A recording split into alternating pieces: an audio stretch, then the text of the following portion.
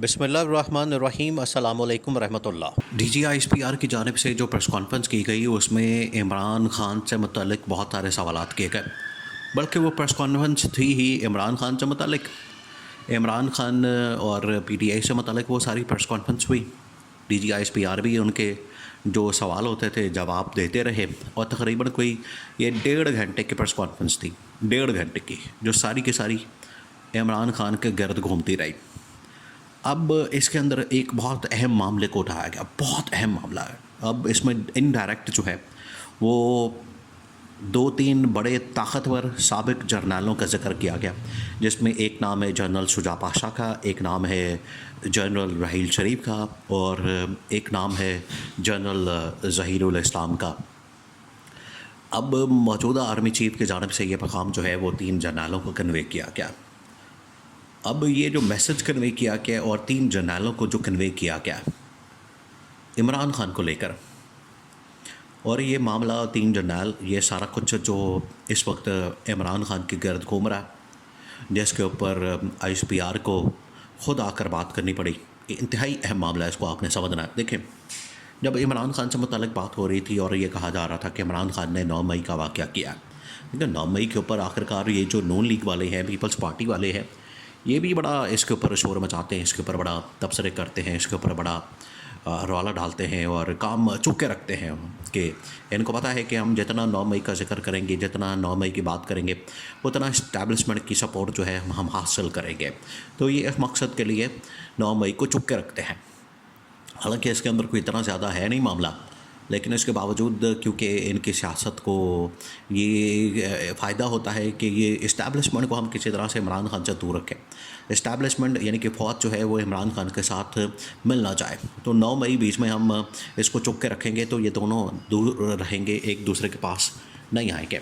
अब ये असल में सारी गेम इसके पीछे है। अब 9 मई का जब वाक़या हो गया, इसके बार बार जिक्र हो रहा है DGISPR की प्रेस कॉन्फ्रेंस में, तो वहाँ पर एक सवाल किया गया कि इमरान खान तो ये कहता है कि एक तहकीकात होनी चाहिए, तहकीकाती कमीशन के ज़रिए से 9 मई वाक़े की जुडिशल कमीशन बन जाए, इंक्वायरी हो जाए और दूध का दूध पानी का पानी हो जाए, ताकि लोगों को पता चले कि इसके अंदर क्या हुआ है, इसके अंदर हकीकत क्या है या किस तरह के मामलात हैं। ये इमरान खान अक्सर डिमांड करता है और PTI वाले, क्योंकि इमरान खान तो अब जेल में है पिछले तकरीबन कोई 7-8 महीने से, 9 महीने से, तो बाहर जो PTI की पूरी जमात लीडरशिप है वो सारी ये डिमांड करते हैं कि तहकीकात होनी चाहिए और तहकीकात में सामने आना चाहिए। तो DGISPR के सामने यह सवाल रख दिया गया। अब DGISPR आखिरकार ज़ुबान तो आर्मी चीफ की बोल रहा है, फिर ये मामला खुल गया। DGISPR ने कहा कि ठीक है, जुडिशल कमीशन बना लें, फिर ये जाना चाहिए उस वक्त 2014 के धरने तक। 2014 धरना किसने करवाया, किसने पार्लियामेंट के ऊपर हमला करवाया, किसने PTV के ऊपर हमला करवाया, कौन इसके पीछे था, कौन इसके पीछे किरदार थे, कौन इसके पीछे शामिल था। ये जो असल में वाक़या या जो ज़िक्र किया गया, ये असल में जाके जुड़ता है उस ज़माने में जब 2014 में पाकिस्तान के अंदर जो उस वक्त इस्टेब्लिशमेंट थी, उसमें जनरल राहील शरीफ फ़ौज के सरबराह थे। उससे पहले जनरल शुजा पाशा DGISI थे, उसके बाद जनरल ज़हीरुल इस्लाम DGISI थे। तो ये उस वक्त की बात है। तो इसका मतलब है कि ये 3 जर्नलों के ऊपर सवालिया निशान खड़ा कर दिया है, उनके ऊपर, उनकी क्रेडिबिलिटी के ऊपर, उनकी अहमियत के ऊपर बहुत बड़ा क्वेश्चन खड़ा कर दिया है। देखिए, ये बड़े काबिल तरीन जर्नल थे जिनका जिक्र किया गया, जिस वक्त का जिक्र किया गया। जनरल राहील शरीफ जो कि सऊदी अरब के अंदर इस वक्त तैनात हैं और वहाँ की जो रॉयल फोर्स है उसकी कमान करते हैं। इसी तरह से जनरल शुजा पाशा, जनरल ज़हीरुल इस्लाम बड़े काबिल DGISI रह चुके हैं पाकिस्तान के अंदर। उनके ऊपर जो है मौजूदा DGISPR और आर्मी चीफ ने बहुत बड़ा सवालिया निशान खड़ा कर दिया है। और ये पहली मर्तबा नहीं हो रहा, ये भी आपने ज़हन में रखना कि ये जो इस तरह की बात की गई है और इन 4-5 जजेस, इन 4-5 जर्नलों को कटहरे में लाने की कोशिश की गई, ये अक्सर नून लीग की जानिब से, शरीफ ख़ानदान की जानिब से, पीपल्स पार्टी की जानिब से। पीपल्स पार्टी तो इस तरह नहीं शोर मचाती, लेकिन नून लीग वाले बड़ा शोर मचाते हैं इसके ऊपर। वो ये कहते हैं कि उस वक्त ये सारा धरना किसने दिया नवाज़ शरीफ के दौर में, तो आप धरना दे रहे थे तो डॉन लीक्स कौन कर रहा था, डॉन लीक्स का भी तो फिर पता चलना चाहिए।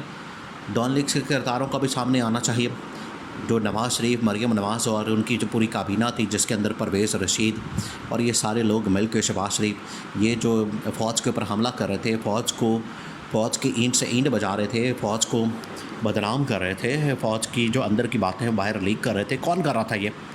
तो ये डॉन लीग्स जो हुई है, आखिरकार इसके पीछे किरदार ये लोग थे।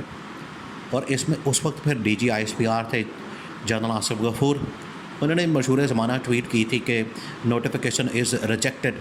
उसके ऊपर भी इन्होंने बड़ा शोर मचाया और इसके ऊपर भी उन्होंने बड़ा वावेला किया कि ये जनरल आसिफ गफूर ने ये वाला ट्वीट क्यों कर दिया। तो हकीकत ये है कि आप जब हरकतें करतूतें आप करेंगे तो फिर आगे से इस्टेब्लिशमेंट की जानिब से रद्द-ए-अमल तो आएगा।